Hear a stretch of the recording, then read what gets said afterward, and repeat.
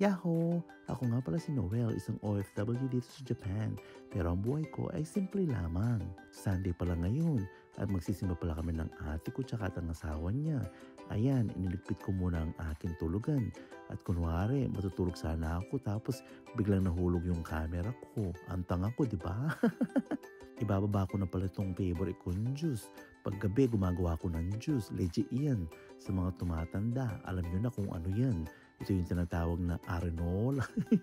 Pampaswerte yan. Tapos yung ate ko, di niya alam, binablog ko siya, nabigla na naman siya.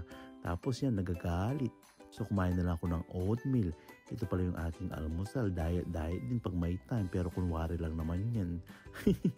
Para sa vlog. Nasusuka na ako dyan. Yan, ito pala yung aking pamangkin. Pinagkanta ko siya. Hindi ko naman naintindihan kung ano yung kanta niya. Japanese kasi. Lumabas na lang ako. Ang ganda ng panahon. Tsaka yung mga kapitbahay namin. Hindi ko sila makita. Ganyan dito sa Japan. Napakatahimik. Ayan. Ang nagatid pala sa amin yung pamangkin ko.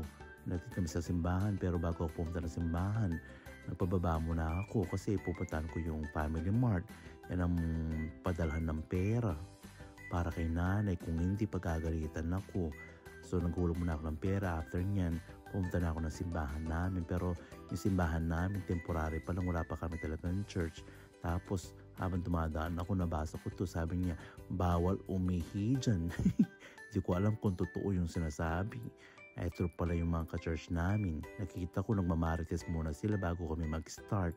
Ito pala, diba, ang gaganda ng mga kasama ko sa church. Yung pala yung pastor namin, asawa ng ate ko. Tapos hindi alam ng mga kasama ko, binablog ko sila habang nagmamarites silang lahat. Kaya tumatawa silang lahat, hindi nila alam nagbablog ako. Ito pala yung magandang bata dito, pangalan niya Ivana. Parang ako, iba na. Ito na pala, nag-start na pala yung pag-worship namin. May sayaw-sayaw pa kami dyan. Kaya kailangan, hindi lang puro vlog-vlog, kailangan puro kasal din. After namin nagsimba, yan, pumunta kami ng Mr. Donut. Kumain ako ng apple pie. Ayoko kasi ng donut.